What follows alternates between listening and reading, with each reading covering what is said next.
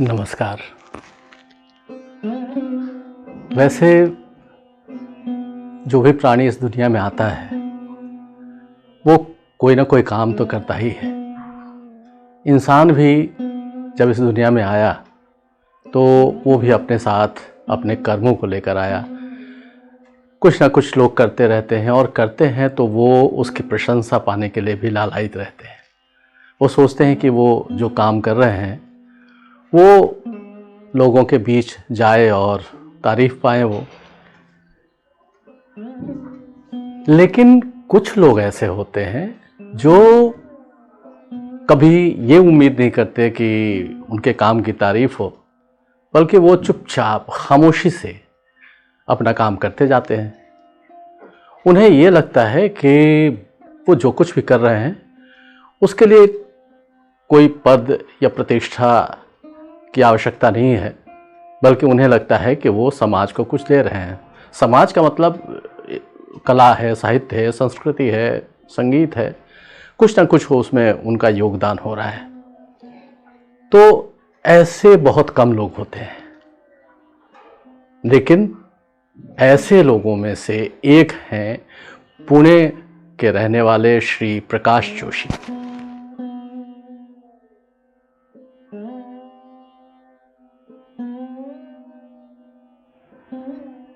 प्रकाश जोशी जी भारतीय विदेश सेवा के वरिष्ठ अधिकारी के रूप में सेवानिवृत्त हुए और सेवानिवृत्ति के पश्चात वो संस्कृत क्लासिक ग्रंथों का अंग्रेजी में अनुवाद करने में लगे हैं।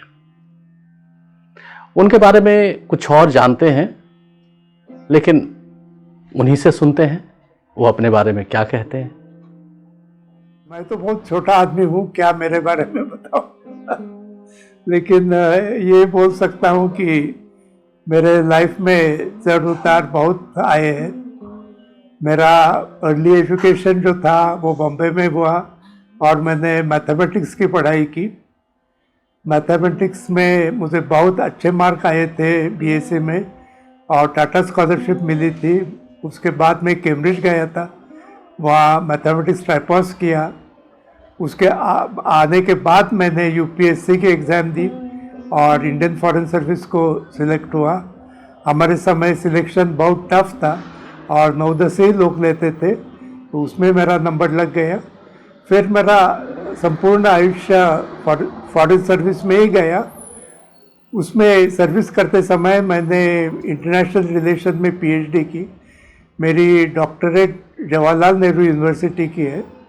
उसी समय मैं अरेबिक में भी इंटरप्रिटरशिप की। प्रकाश जोशी ने अपने बारे में जो कुछ भी कहा, लेकिन बहुत कम कहा है, बहुत कम कहते हैं वो। श्री जोशी ने हिंदुइज्म पर काफ़ी कुछ लिखा है। सर्विस में रहते हुए मैं हिंदुइज्म पर भी लिखने लगा और सबसे मेरा पहला किताब है सागा ऑफ हिंदुइज्म। उसके बाद मैंने काफ़ी किताब लिखे हिंदुइज्म पर। रिटायरमेंट के बाद मुझे संस्कृत इनटू इंग्लिश ट्रांसलेट करने का शौक लगा। कालिदास की अभिज्ञान शाकुंतलम वो पहली पुस्तक थी जिसे उन्होंने संस्कृत में पढ़ा और जिसने उन्हें अनुवाद के लिए प्रेरित किया। बहुत लेट लाइफ में संस्कृत इनटू इंग्लिश ट्रांसलेशन का में इंटरेस्ट हो गया। उसके पहले मैं संस्कृत जरूर पढ़ता था, बिकॉज गीता उपनिषद वगैरह मैंने संस्कृत में ही पढ़ी थी। शंकर भाष्य भी मैंने संस्कृत में पढ़ा था, पर कोई लिटरेचर नहीं पढ़ा था। फिर बीच में मैं कई समय के लिए पुणे यूनिवर्सिटी में एम्बेसडर एट लार्ज ऐसी अपॉइंटमेंट हुई थी। तब मेरे मन में आया कि शाकुंतलम क्यों नहीं पढ़े। बहुत दिन से मेरी एक आकांक्षा थी कि मैं शाकुंतलम ओरिजिनल में पढ़े। तो वहाँ लकीली मुझे एक बहुत अच्छे टीचर मिले और उनके साथ मैं डेली 1 घंटा शाकुंतलम पढ़ता था। तब ये ट्रांसलेशन का विचार मेरे मन में नहीं आता था, मैं सिर्फ उनके साथ सीखता था। लेकिन जब मैं शाकुंतलम के ट्रांसलेशन पढ़ता था इंग्लिश में जो किए हुए, तो मुझे लगता था ये ट्रांसलेशन बहुत समझने को कठिन है। और मेरे मन में विचार आया कि इतनी सुंदर भाषा है संस्कृत और वो समझने को भी आसान है, उसमें सौंदर्य है, बट वो ट्रांसलेशन में तो कोई सौंदर्य आ नहीं रहा है, तो मैं खुद ही कोशिश करने लगा कि मैं इंग्लिश में ट्रांसलेट करूं। ये है कि उस समय तो मेरा ट्रांसलेशन नहीं किया, लेकिन मैं पढ़ते रहा और अल्टीमेटली 5-6 बरस के बाद मैंने उसका मेरे तरफ से जितना हो सके अच्छा ट्रांसलेशन किया और वो सोमनाथ संस्कृत यूनिवर्सिटी ने पब्लिश किया। उसको भी अभी मेरे ख्याल से 3-4 बरस हो रहे हैं। उसी समय मैंने मुद्रा राक्षस भी ट्रांसलेट किया इनटू इंग्लिश, वो भी फॉर्चुनेटली वो यूनिवर्सिटी ने पब्लिश किया और लोगों को, और जो बड़े ज्ञानी लोगों ने पढ़ा है उनको वो बहुत पसंद भी आया। उसके बाद मुझे लगा कि जो महाकवि के मेन काम है वो मैं क्यों नहीं ट्रांसलेट करूं, तो मैंने सबसे पहले मेघदूतम ये ट्रांसलेट किया, उसके बाद मालिका विघ्नम ट्रांसलेट किया, उसी तरह विक्रमोर्वशी किया और उनका ऋतुसंहार भी किया। ये सब अभी पब्लिश नहीं हुए, बट ईश्वर की कृपा हो तो जरूर अगले साल के एंड तक जरूर हो जाएंगे। अनुवाद की प्रक्रिया और जोशी जी की सरलता। मेरा सबसे बड़ा ऑब्जेक्टिव ये रहता है कि मेरा ट्रांसलेशन समझने को आसान हो।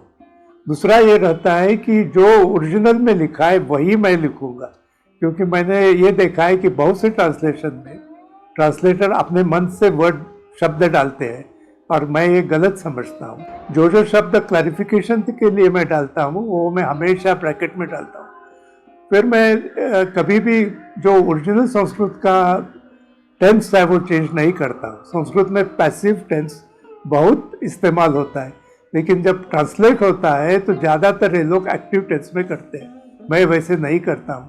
यहाँ चैलेंज ये होता है कि पैसिव टेंस में लिखना है, जो अंग्रेजी में ज़्यादा यूज़ नहीं होता, लेकिन भाषा की लुसिडिटी और उसकी जो एक सरलता है वो कम नहीं होनी चाहिए। ये बड़ा चैलेंज है। दूसरा चैलेंज ये रहता है कि संस्कृत के एक एक शब्द को 10-10 माने रहते हैं, तो हमें उसका करेक्ट माना चूज करना है, ये चाहता है। और जो माना जाता है may not be appropriate at that time, तो हम बदलते हैं। इसमें एक तरह का हम एक एडवेंचर भी है, बिकॉज उस तरह का मीनिंग बहुत से लोग नहीं भी देंगे और गलत भी बोलेंगे, लेकिन ये ईश्वर की कृपा है कि अभी तक मेरे ट्रांसलेशन में किसी ने भी इस तरह का बोला नहीं कि आपका ट्रांसलेशन गलत है, और आगे भी आशा है ऐसे होते रहेगा। लेकिन संस्कृत में करेक्ट वर्ड यूज़ करना अंग्रेजी में ये ज़रूर एक तरह का चैलेंज रहता है। उनकी ईमानदार स्वीकृति कि उन्होंने अनुवाद करने के लिए अंग्रेजी के लेखकों को कोई बहुत नहीं पढ़ा है। आपको ताज्जुब हुआ, मेरा रीडिंग जितना होना चाहिए उतना नहीं है। मैं मैथमेटिक्स साइंस का स्टूडेंट रहा हूँ, तो हमने मैथमेटिक्स का ही मेन मेरा सब्जेक्ट था, तो काफ़ी पढ़े हैं। बट ये नहीं बोलूँगा कि मैं एक ऑथर और 2 ऑथर ज़्यादा पढ़े हैं, लेकिन आजकल मैं शेक्सपियर ही पढ़ता हूँ। रात को शेक्सपियर पढ़ने का मुझे शौक है, कोशिश करता हूँ।